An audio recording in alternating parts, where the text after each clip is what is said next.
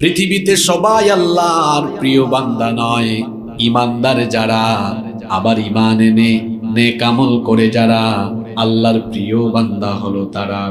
এজন্য রব্বুল আলামিন কোরআনুল কারীমে 34 নম্বর সূরা সূরা সাবা এর 37 নম্বর আয়াতে বলেছেন, ওয়ামা আমওয়ালুকুম ওয়ালা আওলাদুকুম বিল্লাতি তুকাররিবুকুম ইনদানা যুলফা ইল্লা মান আমানা ওয়া আমিলা সালিহান। আল্লাহ তাআলা বলেছেন, তোমাদের ধন সম্পদ এবং সন্তান সন্ততি এগুলোর মাধ্যমে তোমরা আমার কাছাকাছি আসতে পারবে না। ধন সম্পদ দিয়ে, সন্তান সন্ততি, ধন সম্পদ, জনবল দিয়ে, অর্থবল দিয়ে দুনিয়ার মানুষের মন জয় করা যায়। উদাহরণ হলো, আপনি যদি ঊর্ধ্বতন কোনো ব্যক্তিকে খুশি করে, আপনি যদি কোনো দুনিয়াবি স্বার্থ হাসিল করতে চান, টাকার কয়েকটা বান্ডিল শুধু টেবিলের উপর ফেলে দেখেন, সে আপনার পায়ের তলায় পড়ে যাবে, এমন মানুষ আমার সমাজে নাই। তাহলে আপনি অর্থবল দিয়ে দুনিয়ার মানুষের মন জয় করতে পারবেন। অর্থ দিয়ে, সম্পদ দিয়ে আপনি দুনিয়ার মানুষের কাছাকাছি যেতে পারবেন, তার প্রিয় হতে পারবেন। কিন্তু ধন সম্পদ দিয়ে আল্লাহর প্রিয় হওয়া যায় না, আল্লাহর কাছাকাছি যাওয়া যায় না। আল্লাহ তাআলার কাছাকাছি যেতে হলে সর্বপ্রথম যে জিনিস লাগবে সেই জিনিসের নাম হলো ঈমান। জোরে বলেন, সেই জিনিসের নাম কি? ঈমান। ঈমান আনার আগে আবার একটা শ্রেণীর সাথে কুফরি করতে হয়। ঈমান আনার আগে কুফরি করে তারপরে আল্লাহর উপর ঈমান দৃঢ় করতে হয়।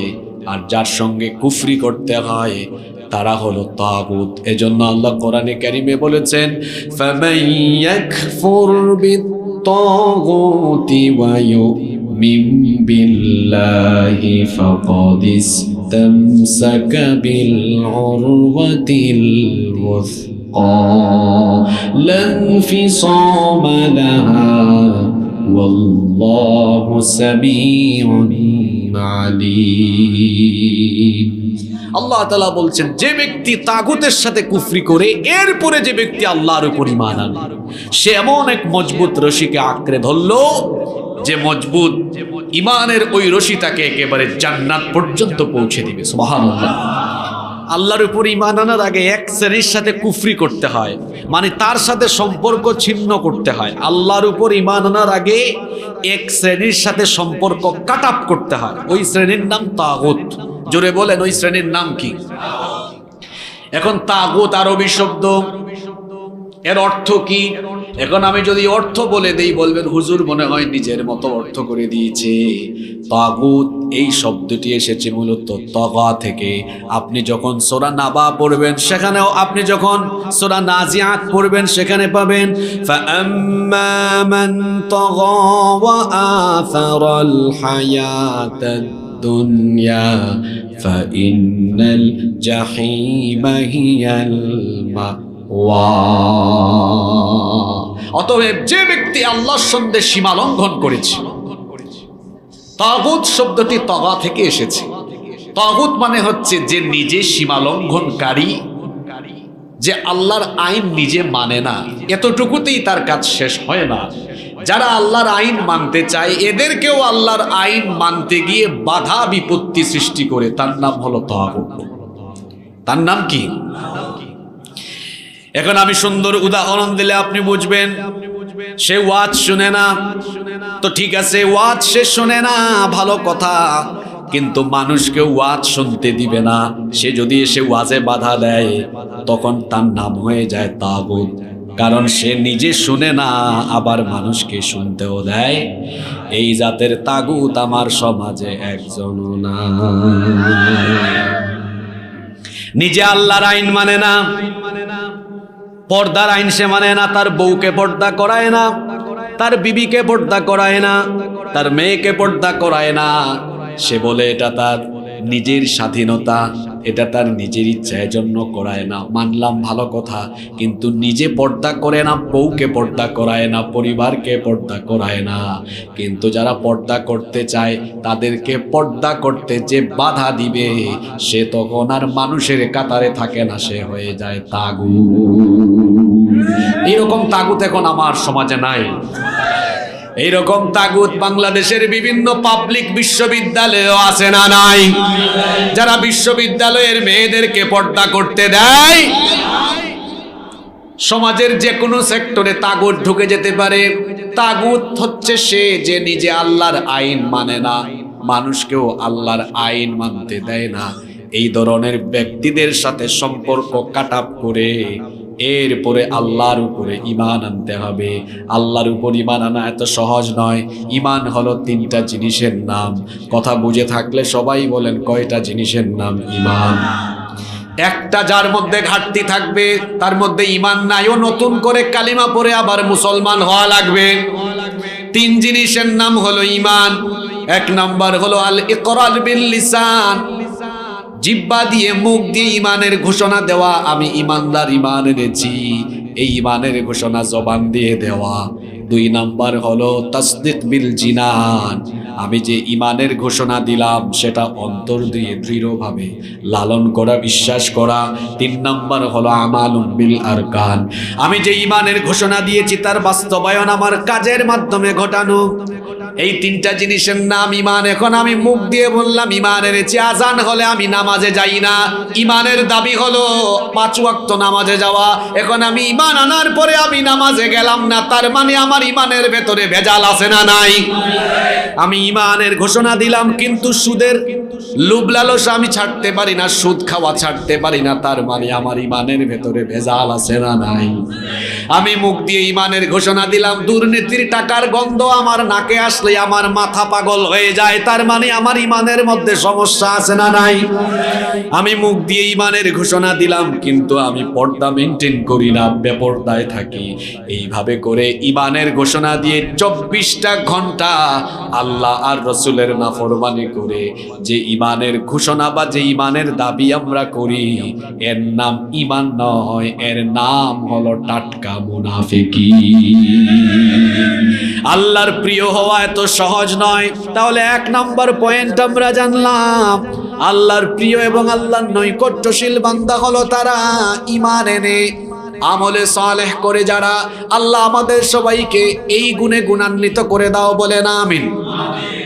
2 নাম্বার, আল্লাহর নৈকট্যশীল বান্দা হওয়ার জন্য আপনার মধ্যে যে গুণ লাগবে সেটা হলো, আল্লাহর নৈকট্যশীল বান্দা হলো তারা আল্লাহকে সাজদা দিবে যারা, আল্লাহকে সাজদা দিবে যারা।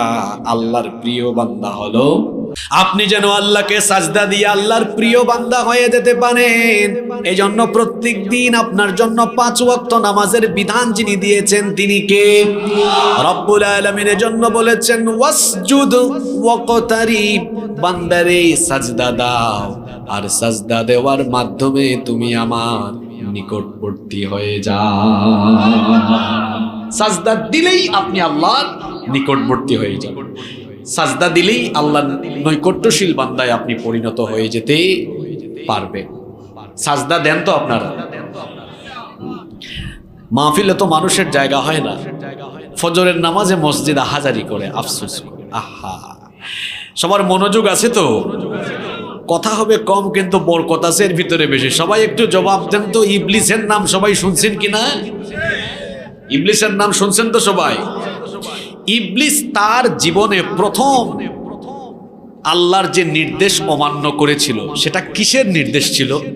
হ্যাঁ বলেন, কিসের? জোরে বলেন। ইবলিস সাজদা দেয় নাই কয়টা? 1 সাজদা না দিয়ে ইবলিসের ক্ষতি হয়েছে 5টা। জোরে বলেন কয়টা? ইবলিসের অনুসরণ করে ইবলিসের মতো যারা দৈনিক আল্লাহকে সাজদা দিবে না, এরাও 5টা ক্ষতিতে পড়বে। কয়টা ক্ষতি? সাজদা না দেওয়ার 5টা ক্ষতি আছে, যেই 5টি ক্ষতির সম্মুখীন হয়েছে মিস্টার ইবলিস। 1 নাম্বার, সাজদা না দেওয়ার কারণে ইবলিস হয়েছে লানত প্রাপ্ত, অভিশপ্ত। এই জন্য আমরা বলি সে হলো মারদুদ, সে হলো মালউন। মালউন মানে হলো অভিশপ্ত। এই ইবলিস অভিশপ্ত হয়েছে সাজদা না দেওয়ার কারণে। ইবলিসের অনুসরণ করে আজান হলে যারা আল্লাহকে গিয়ে সাজদা দেয় না, এই মানুষগুলিও হলো আসমানের নিচে জমিনের উপরে অভিশপ্ত মানুষ। অভিশপ্ত মানুষের কাতারে ভাই আপনি নিজেকে শামিল করে দিয়েন না। আমি সাজদা না দেওয়ার 5টা পরিণামের কথা বলছি। 1 নাম্বার ভয়ঙ্কর পরিণাম হলো যারা সাজদা দিবে না এরা হলো অভিশপ্ত। কারণ ইবলিস আল্লাহকে সাজদা না দিয়ে হয়েছে অভিশপ্ত। 2 নাম্বার, সাজদা না দেওয়ার কারণে ইবলিস হয়েছে আল্লাহর নির্দেশ অমান্যকারী, সে হয়েছে আবা। যেমন আল্লাহ তাআলা সূরা বাকারার মধ্যে বলেছে, ওয়াইয কুলনা লিল মালাইকাতি ইসজুদু লিআদাম ফাসাজাদু ইল্লা ইবলিস আবা ওয়াস্তাকবারা ওয়া কানা মিনাল কাফিরিন। আর স্মরণ করো যখন ফেরেশতাদেরকে বলা হয়েছিল তোমরা আদমকে সাজদা দাও, সকল ফেরেশতারাই আদমকে সাজদা দিয়েছিল, ইবলিস শুধুমাত্র সাজদা দেয় নাই। না দেওয়ার কারণে সে হয়েছে আবা, মানে আল্লাহর আদেশ অমান্যকারী, অস্বীকারী হয়েছে। তাহলে সাজদা না দেওয়ার 2 নম্বর পরিণতি হলো সে আল্লাহর নির্দেশ অমান্যকারী হিসাবে তার একটা পদবি লেগে গেল। পদবি বুঝেন তো আপনারা? পদবি, তার পদ লেগে গেল যে সে হচ্ছে আল্লাহর আদেশ অমান্যকারী। আজান শোনার পরে ইবলিসের অনুসরণ করে যারা মসজিদে গিয়ে আল্লাহকে সাজদা দেয় না, আসমানের নিচে জমিনের উপরে, এরা হলো আল্লাহর অবাধ্য, এরা হলো আল্লাহর নাফরমান এবং আল্লাহর হুকুম অস্বীকারী বান্দা। 3 নাম্বার, ওয়াস্তাকবারা, সাজদা না দিয়ে ইবলিস অহংকার করেছে। আল্লাহ তাকে বলেছিলেন তুমি সাজদা দাও, সে তখন বলেছিল খলাকতানি মিন নার, আমাকে আগুন থেকে আপনি বানিয়েছেন, আদমকে আপনি মাটি থেকে বানিয়েছেন, আমি কেন তাকে সাজদা দিব? আনা খায়রুম মিন, আমি তার চাইতে শ্রেষ্ঠ, আমি তাকে সাজদা দিব না। আল্লাহর আদেশ অমান্য করে এই ইবলিস অহংকার করেছে। যদি সে সাজদা দিত অহংকার থাকতো না। ইবলিসের অনুসরণ করে আজান হলে যারা সাজদা দিতে পারে না, এই মানুষগুলো হলো অহংকারী মানুষ। কারণ সাজদা দিলে কোনো অহংকার আর থাকে। সাজদা দিলে কেমনে অহংকার চলে যায় শুনেন। কোটিপতি, বিলিয়নিয়ার, এমনকি আপার ক্লাস লোয়ার ক্লাসের সব মানুষগুলো যখন মসজিদে কিংবা নামাজের মধ্যে কাতারবন্দি হয়ে যায়, কিভাবে আমরা দাঁড়াই, অহংকার কেমনে আমাদের থেকে চলে যায় শুনেন। দাঁড়ানোর সময় তো আমরা আসামির মতো দাঁড়াই, যখন দাঁড়াই নামাজটা আরম্ভ করে 2 হাত যখন আমরা কাঁধ বরাবর কিংবা কান পর্যন্ত উঠাই, এই দৃশ্য দেখলে মনে হয় যেন আসামির মতো সারেন্ডার করে গোলাম তার মালিকের সামনে দাঁড়িয়ে যায়। আল্লাহু আকবার। এরপরে আমরা বুকটা টান দিয়ে দাঁড়াই না, কারণ আল্লাহ বলেছেন কুমু লিল্লাহি কানিতিন, বিনয়ী হয়ে নামাজে দাঁড়াও। যখন আমরা নামাজে দাঁড়াই মাথাটা নত করে দিয়ে চক্ষুটাকে সাজদার স্থানের দিকে দিয়ে দেই। এরপরে কিছুক্ষণ পর ইমাম সাহেব যখন আল্লাহু আকবার বলে রুকুতে চলে যান, আমাদের অহংকার কিভাবে মাটির সাথে মিশে যাচ্ছে দেখেন। মাথাটা তখন ঝুঁকায়া দেই, আল্লাহ তখন বলেন রাখ, তোর অহংকার আমি একবারে দূর করে দিব। কিছুক্ষণ পর যখন আমরা রুকু থেকে মাথাটা উঠায়া সাজদায় যখন চলে যাই, তখন দেখা যায় আমাদের কপাল আর আমাদের নাক হাঁটার সময় যা উপরের দিকে থাকে, সাজদা যখন নামাজে দেই তখন নাক আর কপাল মাটিতে লাগিয়ে আল্লাহর কুদরতি চরণে এমন ভাবে আমরা লুটিয়ে পড়ি, মনে হয় সব অহংকার আমাদের তখন মাটির সাথে মিশে যায়। কোনো অহংকার থাকে? জোরে বলেন, অহংকার থাকে? ইবলিস আল্লাহকে সাজদা না দেওয়ার কারণে তার 3 নাম্বার পরিণতি, তার 3 নাম্বার লস হয়েছে, তার নাম হয়েছে অহংকারী। ইবলিসের অনুসরণ করে যারা আল্লাহকে সাজদা দেয় না, রেগুলার বেনামাজি হয়ে আছে, এরা অহংকারী। 4 নাম্বার ওয়াকানা মিনাল কাফিরিন, ইবলিস সাজদা না দিয়ে আল্লাহর সাথে কুফরি করেছে। কয়টা সাজদা দেয় নাই? তা আপনিও তো ডেইলি কত সাজদা দিচ্ছেন না? নবীজি বলেছেন মান তারাকা সালাতা মুতাআম্মিদান ফাকাদ কাফারা, যে ব্যক্তি ইচ্ছে করে নামাজ ছেড়ে দিল সে আল্লাহর সাথে কুফরি করলো। তাহলে সাজদা না দিলে 4 নাম্বার লস হলো, ওই ব্যক্তি আল্লাহর সাথে কুফরি করে। 5 নাম্বার সাজদা না দেওয়ার কারণে ইবলিস কি জান্নাতে থেকেছে না জান্নাত থেকে বের হতে হয়েছে? এ কথা বলছেন না কেন আপনারা? একটা সাজদা, কয়টা সাজদা? একটা সাজদা দেয় নাই। আল্লাহ বলেছেন get out from the paradise, তুই বের হ জান্নাত থেকে, গেট আউট। এক সাজদার কারণে জান্নাত থেকে আউট। বাপ রে বাপ, আপনার তো 5 ওয়াক্ত নামাজের খবরও নাই, আপনি তো জুমার নামাজি হয়ে বসে আছেন আর জান্নাতের আশা করে বসে আছেন। এক সাজদা না দিয়ে ইবলিস যদি জান্নাত থেকে বিতাড়িত হতে হয়, কতটা সাজদা আপনি দেন না, জান্নাতের আশা কিভাবে করেন আপনি? আরে নামাজ ছাড়া তো জান্নাতের গন্ধও পাওয়া যাবে না। এটা আমার কথা নয়, আল্লাহর নবী বলেছেন যার মধ্যে নামাজ নাই তার মধ্যে তার ইমানই থাকে না। তাহলে একটা সাজদা না দেওয়ার ক্ষতি বললাম কয়টা? জোরে বলেন। যুবক ভাইয়েরা কথা বলো, যে যুবকদের আয়োজনে মাহফিল হয়েছে, এই যুবক বয়সে তোমরা নামাজে যাও না, কারণ তোমাদের শরীরে এখন পাওয়ার বেশি, শক্তি বেশি। তোমরা এখন তামাশা করো, ঝাঁকানাকা চুল দেখে রাস্তাঘাটে মাথা নাড়ায়া হাঁটো। খুব শক্তি সামর্থ্য আছে, যা মন চায় তাই করো, মনে করো এটা রং তামাশার বয়স। কিন্তু না আমার ভাইয়েরা, এটা রং তামাশার বয়স নয়, এটা হলো ইবাদতের বয়স, এটা হলো চরিত্র গঠনের বয়স, এটা হলো কেরিয়ার সুন্দর করার বয়স। এই সময়ে যদি আপনি পড়ালেখায় মনোযোগী হন, কেরিয়ার ভালো হবে। এই সময়ে যদি আপনি চরিত্রের দিকে মনোনিবেশ করে ভালো চরিত্রবান হওয়ার জন্য নামাজি হয়ে যান, আপনি আদর্শবান মানুষ হয়ে যেতে পারবেন।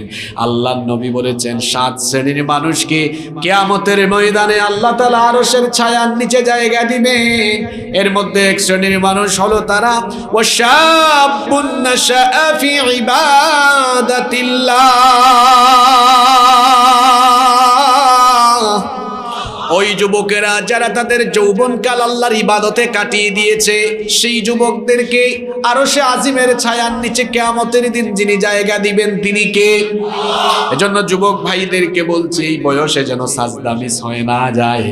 আমি বলেছিলাম আল্লাহর নৈকট্যশীল হতে হলে আল্লাহকে সাজদা দিতে হবে, আল্লাহকে সাজদা দিতে হবে। সাজদা তখন আপনি দেন আল্লাহর কত কাছাকাছি চলে যান। শোনেন, আল্লাহর নবী বলেছেন আকরাবু মা ইয়াকুনু বিহিল আবদু মির রাব্বিহি ওয়া হুয়া সাজিদুন, বান্দা যখন সাজদারত অবস্থায় থাকে, বান্দা যখন আল্লাহকে সাজদা দেয়, তখন বান্দা আল্লাহর এত কাছে চলে যায়, তখন আল্লাহ আর বান্দার মাঝখানে কোনো পর্দা থাকে না, একেবারে আল্লাহ নৈকট্যশীল হয়ে যেতে পারবেন। এজন্য নবীজি বলেছেন এই সময় বেশি দোয়া করো, কারণ নিকটে গেলে চাওয়ার একটা সুবিধা থাকে। যেমন আপনাদেরকে উদাহরণ দিই, মনে করেন মাননীয় প্রধানমন্ত্রী মোংলায় আসলেন সফরে, রাষ্ট্রীয় সফরে। আচ্ছা, প্রধানমন্ত্রীকে এত কাছ থেকে যদি আপনারা দেখেন বা পান, তিনি রাষ্ট্রের প্রধান হিসাবে আপনাদের দাবি দেওয়া তখন বলবেন না আপনারা চুপচাপ বসে থাকবেন? কথা বলেন না কেন আপনারা? আপনাদের সমস্যা বলবেন, এই সুযোগ পাইছি, প্রধানমন্ত্রীকে এত কাছে যেহেতু পাইছি আজ সব বলে ফেলবে। মাননীয় প্রধানমন্ত্রী আমাদের এই রাস্তা নাই, মাননীয় প্রধানমন্ত্রী এই কালভার্ট নাই, এই ব্রিজ নাই, আমরা দাবিগুলো বলবো না? বলবো না। অর্থাৎ আমরা যখন গুরুত্বপূর্ণ কাউকে কাছে পাই তখন আমরা আমাদের অনেক সমস্যার কথাগুলো বলে ফেলি। নবীজি বলেছেন তুমি সাজদায় যখন যাও, আল্লাহ তো তোমার দূরে না, আল্লাহ বলেছেন তিনি তখন তোমার কাছে থাকেন, তো তুমি চুপচাপ আছো কেন? ফাআকথিরু ফীহি দুআ, এই সাজদার মধ্যে বেশি দোয়া করো, যা বলবা আল্লাহ কবুল করে নেবেন। সুবহানাল্লাহ। আল্লাহর নবীর একটা আমল আপনাদেরকে শিখায়। আল্লাহর নবী সাজদায় সব সময় একটা দোয়া করতেন। এই দোয়াটা যারা পারেন না তারা মুখস্থ করবেন। আপনারা তো শুধু পড়েন সুবহানা রাব্বিয়াল আলা, হ্যাঁ এতটুকু বললে নামাজ হয়ে যায়, এতে কোনো অসুবিধা নাই। কিন্তু নবীজি সাজদার সময় দোয়া করতেন, কারণ সাজদায় তো দোয়া কবুল হয়।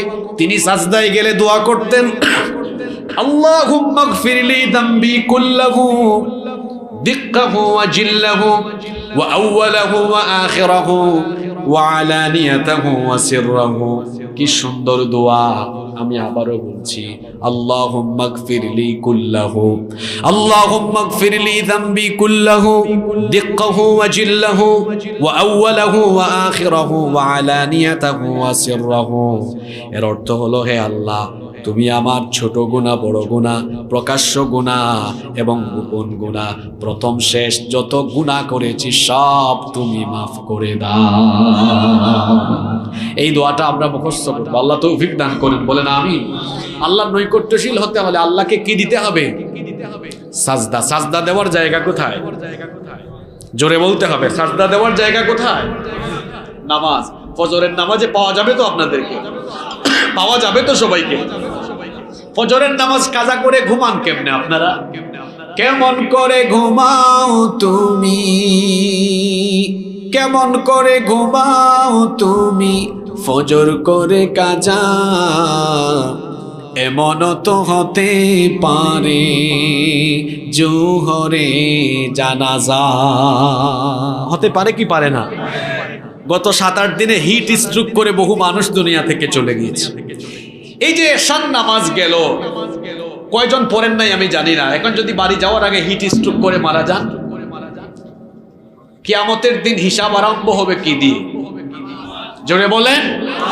তা আপনি প্রথম প্রশ্নের উত্তর দিতে পারবেন? তা আপনি তো প্রথমেই আটকে গেছেন, তা আপনি তো শেষ, ওখানেই শেষ। নবীজি বলেছেন প্রথম প্রশ্ন নামাজ দিয়ে হবে। ইন্না আউওয়ালা মা ইউহাসাবু বিহিল আবদু ইয়াউমাল কিয়ামাতি মিন আমালিহি সালাত। সর্বপ্রথম কিয়ামতের দিন নামাজের হিসাব হবে। যে ব্যক্তি এই নামাজের হিসাব ঠিকমতো দিবে, ফা ইন সালুহাত ফাকাদ আফলাহা ওয়া আনজাহ ওয়া ইন ফাসাদাত ফাকাদ খাবা ওয়া খাসার। এই নামাজে যার ডিস্টার্ব আছে, নামাজের হিসাবে যার পেচগুজ আছে, ও ক্ষতিগ্রস্ত। ও আর সহজ হিসাব এর সম্মুখীন হবে না, কঠিন হিসাবের সম্মুখীন হবে। জাহান্নাম তার ঠিকানা হবে। জাহান্নাম থেকে আমরা বাঁচতে চাই তো 5 ওয়াক্তের নামাজ ছাড়বেন? আমরা আর নামাজ ছাড়বো না, এই ওয়াদা কি আল্লাহর সাথে করা যায়? দেখি হাত তুলে একটু আল্লাহকে দেখান তো। মাশাআল্লাহ, আল্লাহ সবাইকে কবুল করেন। হাতগুলো নামান। কয়টা বলেছি? আল্লাহর নৈকট্যশীল হওয়ার জন্য কয়টা গুণের কথা বলেছি? 1 নাম্বার, হায় হায় একটু আগে বললাম 1 নাম্বার ঈমান। জোরে বলেন, 1 নাম্বার ঈমান, 2 নাম্বার সাজদা বা নামাজ, 2 নাম্বার সাজদা বা, 3 নাম্বার আল্লাহর নৈকট্যশীল হতে চান, আপনি ফরজ ইবাদতগুলো আদায় করার পরে নফলের প্রতি যত্নবান হবেন। নফলের প্রতি যত্নবান হবেন, তখন আপনি আল্লাহর প্রিয় হয়ে যেতে পারবেন। আর নফল ইবাদতের মধ্যে সবচেয়ে পছন্দের ইবাদত হলো আল্লাহর কাছে তাহাজ্জুদের নামাজ। ফরজের পরে আপনি নফলের প্রতি যত্নবান হলে আল্লাহর প্রিয় হয়ে যেতে পারবেন। আল্লাহর নবী বলেছেন, হাদিসে কুদসিতে এসেছে, আল্লাহ তাআলা বলেছেন, মা ইয়াতাকাররাবু ইলাইয়া আবদি বিশাইইন আহাব্বা ইলাইয়া মিম্মা আফতারাতু আলাইহি ওয়া মা ইয়াজালু আবদি ইয়াতাকাররাবু ইলাইয়া বিন নওয়াফিল হাত্তা আহিব্বাহু। আমার নিকটবর্তী হওয়ার জন্য বান্দা ফরজের পরে যখন নফলের প্রতি যত্নবান হয়, তখন আমার বান্দা এত প্রিয় হয়ে যায়, আমার বান্দাকে তখন আমি ভালোবাসা আরম্ভ করি। সুবহানাল্লাহ। কে ভালোবাসেন? জোরে বলেন, বুঝে শুনে উত্তর দেন। আপনি ভালোবাসছেন না আল্লাহ ভালোবাসা দিচ্ছেন? তো আল্লাহ যখন ভালোবাসবেন তখন আল্লাহ কি করবেন? আল্লাহ বলেছেন, ফাইদা আহবাবতুহু কুনতু সামাউল্লাযী ইয়াসমাউ বিহি। আমি যখন কোনো বান্দাকে ভালোবাসি, আমি তার কান হয়ে যাই, আমি তার চোখ হয়ে যাই, আমি তার অঙ্গ প্রত্যঙ্গ হয়ে যাই। সুবহানাল্লাহ। এখন আপনি বলবেন, হুজুর এই কথাগুলোর অর্থ তো বুঝলাম না। আমার কান আল্লাহর কান, আমার চোখ আল্লাহর চোখ, মানে তো বুঝলাম না। আল্লাহর কি আমাদের মতো কান আর চোখ আছে নাকি? নাউজুবিল্লাহ। আল্লাহ কেমন আমরা জানি না। লাইসা কামিসলিহি শাইউন, কোনো কিছুই তার মতো নয়, তিনি হলেন তার মতো। তিনি কেমন আমরা জানি না। আমরা জানি না তিনি কত যে সুন্দর, কারণ মানুষ সুন্দর, আসমান জমিন সবই সুন্দর। তাহলে সুন্দরের কারিগর যিনি, তিনি কম সুন্দর না বেশি সুন্দর? কত বেশি আমরা জানি? দুনিয়া সুন্দর, মানুষ সুন্দর, আসমান সুন্দর, জমিন সুন্দর, সুন্দরে সুন্দরে পাল্লা, জানি না কত সুন্দর তুমি আল্লাহ, জানি না কত সুন্দর তুমি আল্লাহ। কত সুন্দর আমরা কেউ জানি। আল্লাহ যখন আপনাকে ভালোবাসবেন, আপনার কান আল্লাহর কান, আপনার চোখ আল্লাহর চোখ, এটার অর্থ কি উদাহরণ দিলে আপনি বুঝবেন। এটার অর্থ হলো এই, আমি একটা উদাহরণ দিই তাহলে আপনারা বুঝবেন। বলেন তো সন্তানকে মা বাবা ভালোবাসে কম না বেশি? এখন মনে করেন এখানে একটা পুকুর আছে, ছোট্ট একটা বাচ্চা শিশু 2 বছর 2.5 বছর বয়স, হাঁটতে জানে, সাঁতার তো জানে না। এখন ওই সন্তান হেঁটে হেঁটে হেঁটে হেঁটে পুকুরের দিকে চলে যাচ্ছে। পুকুরে পড়লেই মারা যেতে পারে, কারণ সে সাঁতার জানে না। মা বাবা এটা দেখলে কি সন্তানকে পুকুরে পড়তে দিবে, নাকি সেখান থেকে ফিরায় আনবে? কারণ সন্তানকে মা বাবা ভালো। আল্লাহর কান আল্লাহর চোখ হয়ে যাওয়া, এটার অর্থ হলো আল্লাহ যখন আমাকে ভালোবাসবেন, আল্লাহ বলেছেন আমার কান আল্লাহর কান হয়ে যাবে। অর্থাৎ আমার কান যখন বাজে জিনিস শুনতে চাইবে, যেভাবে সন্তানকে মা বা বাবা ওই পুকুরের পাড় থেকে ফিরায় আর নিজেরাই নিয়ে আসে ভালোবাসার কারণে, কারণ অবুঝ সন্তান বুঝে না এই দিকে গেলে সেখানে পানিতে পড়ে মারা যেতে পারে। আল্লাহ যখন কোনো ব্যক্তিকে ভালোবাসেন, ফরজের পাশাপাশি নফল ইবাদত করে কোনো বান্দা যখন আল্লাহর প্রিয় হয়ে যায়, ওই ব্যক্তির কান যখন বাজে কিছু শুনতে চায়, আল্লাহ তখন দয়া করে ওই বান্দাকে ওই জায়গা থেকে ভালোবেসে সেভ করে নিয়ে আসেন। সুবহানাল্লাহ। যখন তার চক্ষু বাজে কিছু দেখতে চায়, তখন আল্লাহ দয়া করে তার চক্ষুকে ফিরায় আনেন, কারণ তার চোখ এবং কানের হেফাজতকারী তখন যিনি হয়ে যান, জোরে বলেন তিনি কে? এটা বড় বিরাট গুরুত্বপূর্ণ গুণ। এজন্য আপনি যখন নফলের প্রতি যত্নবান হয়ে যাবেন, তখন কিন্তু আল্লাহ তাআলা আপনাকে এভাবে তার প্রিয় বান্দায় পরিণত করে নেবেন। এই জন্য ফরজ তো আদায় করেন, চেষ্টা করবেন রাতের বেলা মাঝে মাঝে তাহাজ্জুদ আদায় করার। আমরা তো রাতের বেলা ঘুমাতে ঘুমাতে কিংবা তামাশা করতে করতে রাত কাটাই, আর আমাদের প্রিয় নবী রাত কাটাতেন রাতের বেলা দাঁড়াতে দাঁড়াতে, তাহাজ্জুদ পড়তে পড়তে তার পা ফুলে যেত। সুবহানাল্লাহ। আল্লাহর প্রিয় বান্দাদের পরিচয় হলো, আল্লাহ সূরা ফুরকানে বলেছেন, ওয়া ইবাদুর রাহমানিল্লাযীনা ইয়ামশুনা আলাল আরদি হাওনা ওয়া ইযা খাতাবাহুমুল জাহিলুনা ক্বালু সালামা ওয়াল্লাযীনা ইয়াবিতুনা লিরাব্বিহিম সুজদান ওয়া কিয়ামা। আল্লাহ বলেছেন রহমানের বান্দা হলো তারা রাতের বেলা আল্লাহকে রুকু আর সাজদা দিয়ে রাত কাটায় যারা। এদের গুণ হলো, কোয়ালিটি হলো, কানু কলিলাম মিনাল লাইলি মা ইয়াহজাউন ওয়া বিল আসহারি হুম ইস্তাগফিরুন। রাতের বেলা খুব কম সময় তারা ঘুমায়। তাতাজাফা জুনুবুহুম আনিল মাদাজি', বিছানা থেকে রাতের বেলা তাদের পিঠ আলাদা হয়ে যায়। ইয়াদউনা রাব্বাহুম খাউফান ওয়া তামা, রাতের বেলা তারা ভয় আর আশা নিয়ে তাদের রবকে ডাকতে থাকে। জাহান্নামের আযাবের ভয়ে কলিজাটা কেঁপে ওঠে। গভীর রাতে তারা আল্লাহর সাথে প্রেম ভালোবাসা বিনিময় করতে থাকে। এই গুণে আমরা গুণান্বিত হওয়ার চেষ্টা যদি করি, রাতের বেলা যদি আল্লাহকে সাজদা দিতে পারি, তাহলে আমাদেরকে আল্লাহর নৈকট্যশীল বান্দায় যিনি পরিণত করে দিবেন তিনি কি? পারবেন তো ইনশাআল্লাহ।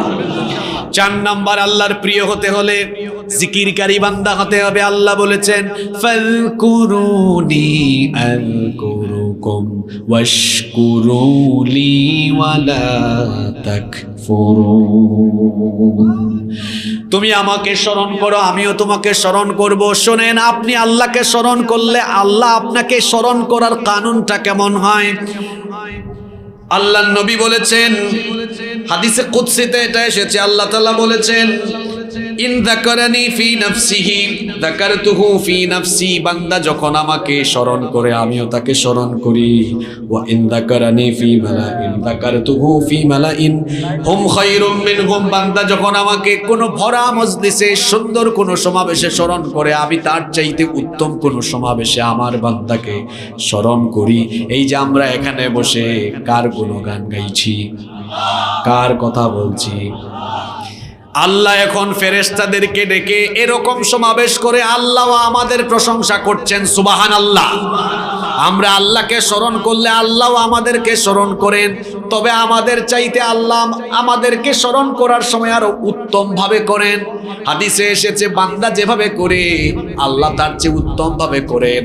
আল্লাহ এখন ফেরেশতাদেরকে ডেকে বলতেছেন, মংলার দিকে তাকায় দেখ, উলুবুনিয়ার মাঠের দিকে তাকিয়ে দেখ, আমি আদম বানানোর সময় তোমরা আমাকে নিষেধ দিয়েছিলে, বলেছিলে এই আদমকে বানাইয়েন না, এরা জমিনে গিয়ে শুধু দাঙ্গা হাঙ্গামা ফিতনা ফাসাদ করবে। তাকায় দেখ উলুবুনিয়ায় মাঠে আমার বান্দারা তীব্র এই গরমে একত্রিত হয়ে আমার কিতাবের আলোচনা করে আর শুনে, সুবহানাল্লাহ। আল্লাহ এখন আমাদের প্রশংসা করছেন। এরপরে আল্লাহ তাআলা আরো বলছেন, ওয়া ইন তাকাররাবা মিন্নি শিবরান তাকাররাবতু ইলাইহি দিরান। আল্লাহ তাআলা বলেছেন বান্দা যখন আমার দিকে এক হাত এগিয়ে আসে আমি তখন আমার বান্দার দিকে এক বিঘত এগিয়ে আসি। এরপরে আল্লাহ বলেছেন, ওয়া ইন তাকাররাবা ইলাইয়া দিরান তাকাররাবতু মিনহু বান। বান্দা যখন আমার দিকে হেঁটে হেঁটে আসে আমি তখন তার দিকে আরো দ্রুত গতিতে এগিয়ে আসতে থাকি। বান্দা যখন আমার দিকে বান্দা যখন আমার দিকে দ্রুততার সাথে আসে আমি আমার বান্দার দিকে তখন তার চাইতে আরো দ্রুততার দিকে, অর্থাৎ আমার রহমত তার দিকে আরো দ্রুত বেগে আসতে থাকে, সুবহানাল্লাহ। আল্লাহর জিকিরকারী বান্দা যদি আপনি হতে পারেন তাহলে আপনি আল্লাহর প্রিয় হয়ে যেতে পারবেন। এখন জিকির মানে কি এটা আপনাকে বুঝতে হবে। আমাদের দেশে মানুষ মনে করে জিকির মানে হচ্ছে হুত অথবা সম্মিলিত হয়ে লা ইলাহা ইল্লাল্লাহ এগুলো জপতে থাকা, মনে করে মানুষ এটাই জিকির। হ্যাঁ, আপনি সুবহানাল্লাহ, আলহামদুলিল্লাহ, লা ইলাহা ইল্লাল্লাহ, আল্লাহু আকবার এগুলো সবই জিকিরের অন্তর্ভুক্ত। কিন্তু জিকিরের অর্থ হলো অন্তরের মধ্যে বা নিজের মধ্যে আল্লাহ তাআলার স্মরণ জাগ্রত রাখা। আর এটি এমন এক গুণ, এটা যার মধ্যে আছে ওই ব্যক্তি আর গুনাহ করে। জিকিরের একটা উদাহরণ দেই, শুনেন। জিকির কি? এই যে আমার হাতে এটা একটা জিনিস দেখছেন, সবার কাছে এটা আছে, এটার নাম কি? জিকির মানে কি বুঝেন? মনে করেন ফেসবুকে আপনি গেলেন, ফেসবুকে ঢোকার পরে আপনি একটা ভিডিও পেলেন, দেখবেন ভিডিও ভালো একটা দেখলেন, নিচে দিয়ে আরো 2-3টা খারাপ থাকার সম্ভাবনা আছে না নাই? বা ইউটিউবে গেলেন, খারাপ কোনো ভিডিও আপনার চোখের সামনে পড়ে গেল, সঙ্গে সঙ্গে আপনার অন্তরে চলে আসলো আমার রব তো দেখছেন আমি এখন কি দেখতেছি তিনি জানেন। আপনার অন্তরে আল্লাহর স্মরণ চলে আসার পরে যদি আপনি সাথে সাথে এই খারাপ ভিডিওটাকে অ্যাভয়েড করতে পারেন, আপনার পরিচয় হলো আপনি আল্লাহর জিকিরকারী বান্দা।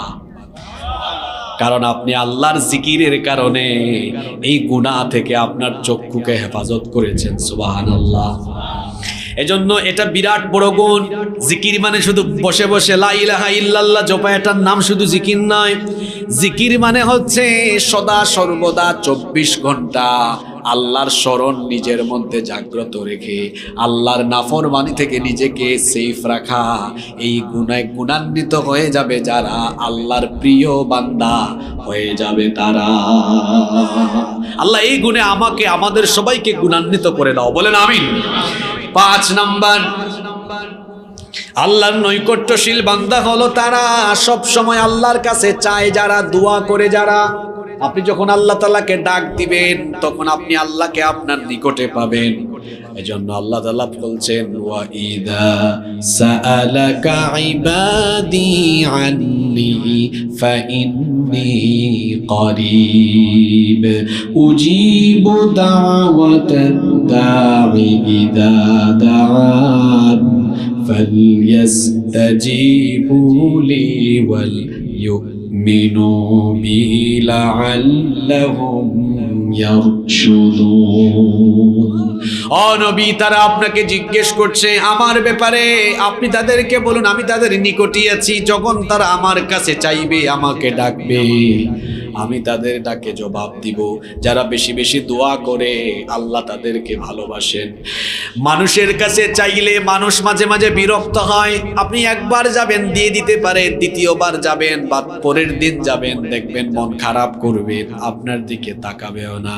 কারো বাড়িতে সাহায্যের জন্য যাবেন, প্রথম দিন আপনাকে বসিয়ে কথা বলবে, আপনাকে সাহায্যও দিবে, পরে 2-3 দিন একটা না যান, এরপরে যদি আপনি যান দারোয়ানকে বলবে অমুককে দেখলেই গেটটা লাগায়া রেখে দিস।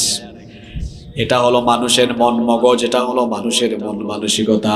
মানুষের কাছে বারংবার চাইলে মানুষ বিরক্ত হয়, কিন্তু আল্লাহর কাছে না চাইলে আল্লাহ বিরক্ত হন। আর আল্লাহর কাছে বারবার যখন বান্দা চায়, আল্লাহ ওই বান্দার উপরে বেশি বেশি খুশি থাকে। এজন্য চাইবেন কার কাছে? দুয়ার পাওয়ার জানেন? আপনাদের বাগেরহাটে একবার গিয়েছিলাম, খান জাহান আলী রহমতুল্লাহ আলাইহির মাজার। মাজারের মধ্যে মাথা ঠেকাইয়া চাওয়ার জায়গা নয়। ওই মাজারে একটা কুমির আছে, কুমিরকে মুরগি দিয়া মান্নত পূরণ করার আশায় সেখানে যায়েন না। সব চাইতে হবে কার কাছে? আস্তে বলবেন না, জুড়ে বলেন, চাইবেন কার কাছে? কি দরকার বলেন? দেখেন সন্তান দরকার। জাকারিয়া আলাইহিস সালামের স্ত্রীর তো সন্তান ছিল না, বন্ধা নারী ছিলেন। সেই বন্ধা নারীর ঘরেও দুয়ার বরকতে যিনি সন্তান দিয়েছেন তিনি কি? ইব্রাহিম আলাইহিস সালাম আমাদের জাতির পিতা। 86 বছর বয়স হয়ে গিয়েছে, সন্তান নাই। দুয়ার বরকতে 86 বছর বয়সে তার ঘরে ইসমাইলের নিয়ামত যিনি দিয়েছেন, জোরে বলেন তিনি কি? বিপদ আপদে পড়েছেন, আল্লাহর কাছে চান। ইউনুস নবীও তো বিপদে পড়েছিলেন, তাকেও উদ্ধার করেছেন কি? অসুস্থ হয়েছেন, আল্লাহর কাছে চান। আইয়ুব আলাইহিস সালাম 18 বছর অসুস্থ ছিলেন, আল্লাহ তাকে দুয়ার বরকতে 18 বছরের দুরারোগ্য ব্যাধি থেকে শিফা দান করে দিয়েছেন। আল্লাহর নবী বলেছেন, সাল্লাল্লাহ মিন ফাদলি, তোমরা আল্লাহর অনুগ্রহ তালাশ করো। মাল্লাম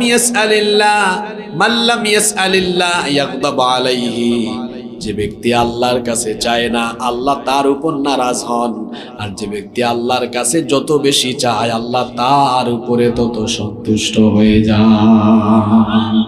এজন্য চাইতে হবে। জোরে বলেন তো, চাইতে হবে কার কাছে? আরেকটু জোরে বলেন, কার কাছে? আল্লাহর কাছে চাইবেন, তখন আপনি আল্লাহর প্রিয় হয়ে যাবেন ইনশাআল্লাহ। নাম্বার 6 নাম্বার, আল্লাহর নৈকট্যশীল হওয়ার জন্য সব সময় ইস্তেগফার করবেন। কি করতে হবে? জোরে বলেন।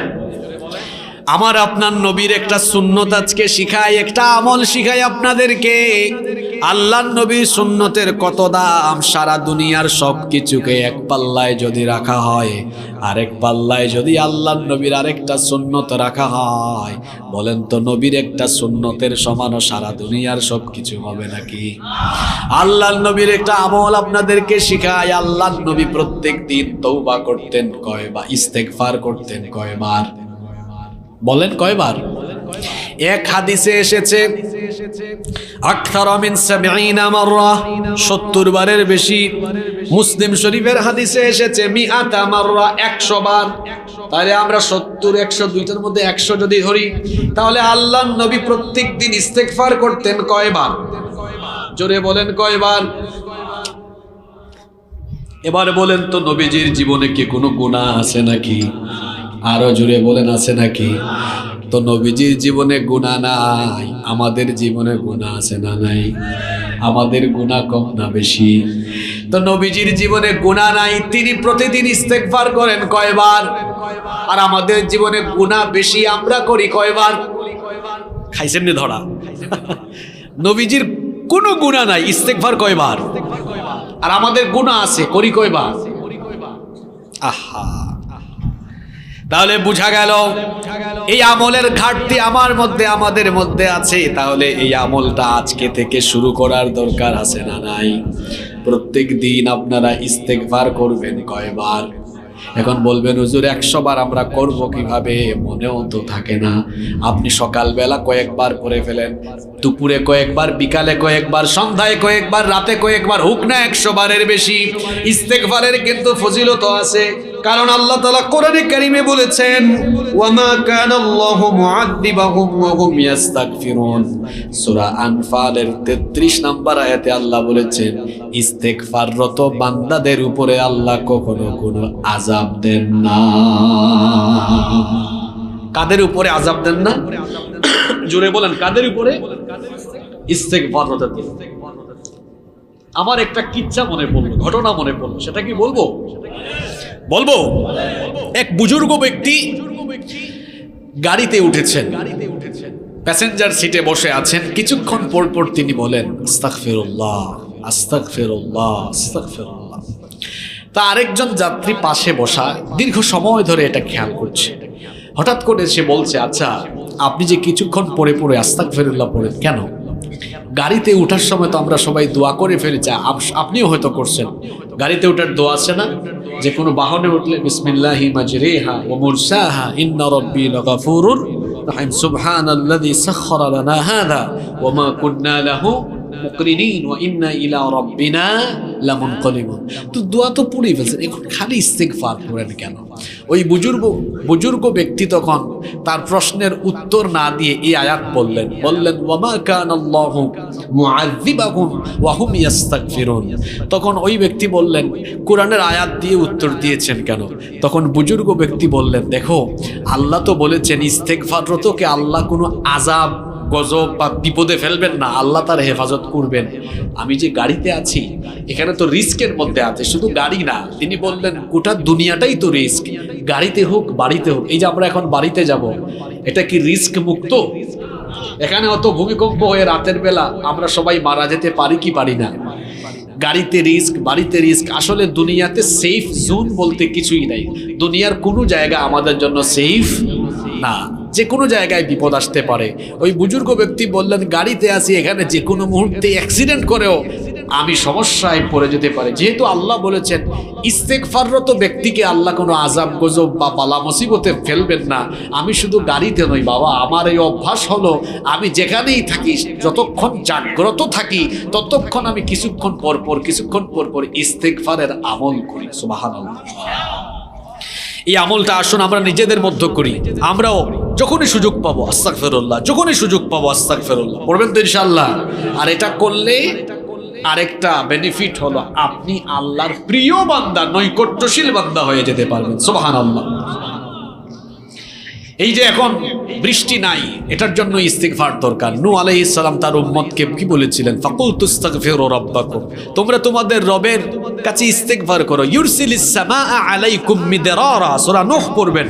সেখানে তিনি বলেছেন তোমরা যদি ইস্তিগফার করো আল্লাহ আসমান থেকে তোমাদের জন্য মুষলধারে বৃষ্টি নাজিল করবেন। এই যে বৃষ্টি বন্ধ হয়ে গিয়েছে, মানুষের উপরে যে কোনো গজব এমনি এমনি আসে না। আল্লাহ কোরআনে বলেছেন যাহারাল ফাসাদু ফিল বাররি ওয়াল বাহরি বিমা কাসাবাত আইদিন নাস, এগুলো মানুষের দুই হাতের কামাই করা। বৃষ্টি বন্ধ হয়েছে, বৃষ্টি বন্ধ কি এমনি এমনি হচ্ছে মনে করেছেন? ঢাকা বিশ্ববিদ্যালয়ে 14ই এপ্রিল আপনার এই কি বলে পহেলা বৈশাখ যে গেল, মঙ্গল শোভাযাত্রার জন্য কোনো বাধা নাই, পারমিশন সেখানে আছে। ঢাকা বিশ্ববিদ্যালয়ে যখন বৃষ্টি প্রার্থনার নামাজের জন্য ব্যবস্থা করার প্রস্তুতি চলছিল, তখন বিশ্ববিদ্যালয় প্রশাসন নামাজের অনুষ্ঠানকে বানচাল করে দিয়েছে। আপনারা জানেন কি জানেন না এটা? তো গজব এই দেশে আসবে না তো কোন দেশে আসবে গজব? আল্লাহকে ভয় করুন। মুহূর্তের মধ্যেই বৃষ্টি নাজিল করে দিতে পারেন কি? মুহূর্তের মধ্যেই আবার যে কোনো জায়গাকে, যে কোনো দেশকে অচল করে দিতে পারেন কি? দুবাইকে দেখছেন কি স্মার্ট একটা সিটি। গোটা বিশ্বের যতগুলো স্মার্ট সিটি আছে তার মধ্যে অন্যতম হচ্ছে এই দুবাই। এত বৃষ্টি হয়েছে, মরু অঞ্চলে সাধারণত গড়ে 100 মিলিমিটার বৃষ্টিপাতেরও সম্ভাবনা থাকে না। সেখানে দুবাইতে এক রাতেই প্রায় 300 মিলিমিটারের কাছাকাছি ভারী বর্ষণ হয়েছে। দুবাইয়ে বন্যা হয়ে গিয়েছে এই বর্ষণের কারণে। অনেকে অনেক কথাই বলছেন, কেউ বলছেন ক্লাউড সিডিং এর কারণে, কেউ বা নানাবিধ কারণ বলছেন। তবে আমি মনে করি এই দুবাই বা মধ্যপ্রাচ্যের অথর্ব শাসকেরা তারা যে কাজগুলো অতীতে করছে এগুলোর ফলাফল হিসাবে আল্লাহ হয়তো হালকা পাতলা এদেরকে নাড়া দিয়েছেন। যদি ঠিকঠাক না হয় এরা সামনে এদের উপর আরো গজব আছে। কারণ এরা কি করেছে, এরা 20,000 বর্গমিটার জায়গা ছেড়ে দিয়েছে, বরাদ্দ করেছে মন্দির বানানোর জন্য সেই দেশে। জানেন কি জানেন না আপনারা? কি জানেন না আপনারা? এগুলো করেছে।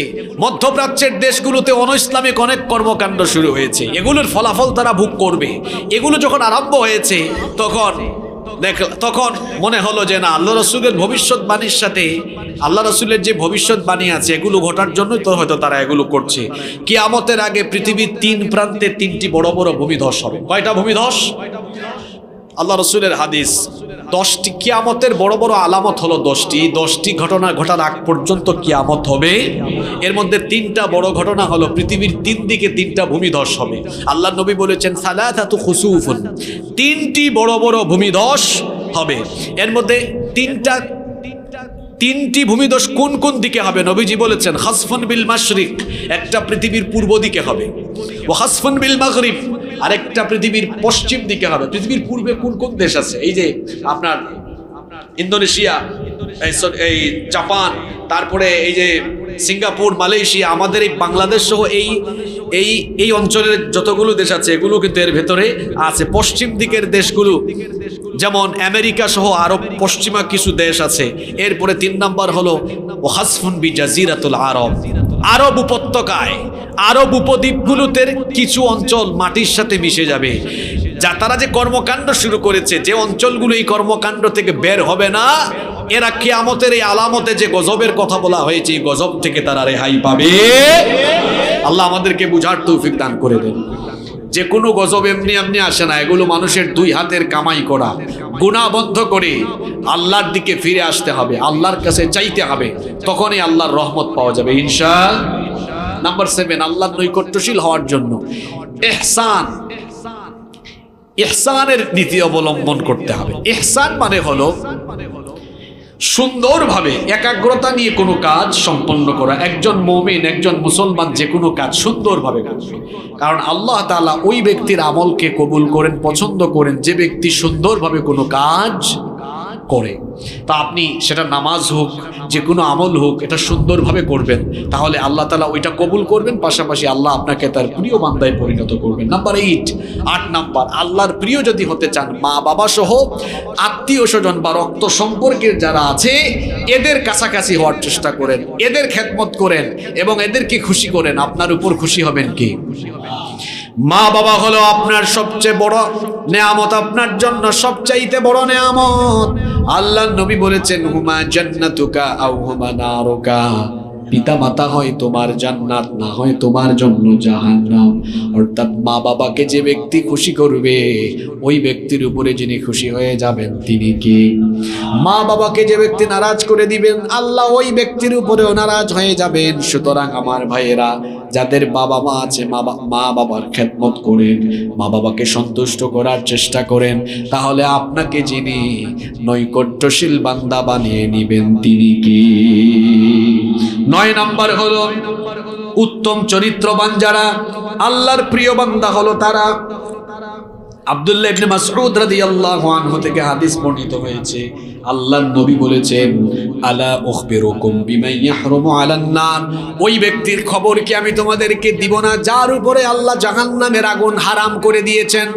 সাহাবীরা তখন বললেন, ওই ব্যক্তিকে? নবীজি তখন বললেন, তাহরুমু আলা কুল্লি করিবিন হাইয়িনিন লাইয়িনিন সাহলিন, ওই ব্যক্তি যে ব্যক্তি অত্যন্ত নম্র, ভদ্র, বিনয়ী, উত্তম চরিত্রবান, সেই ব্যক্তিকে আল্লাহ তাআলা জান্নাত দান করে দিবে।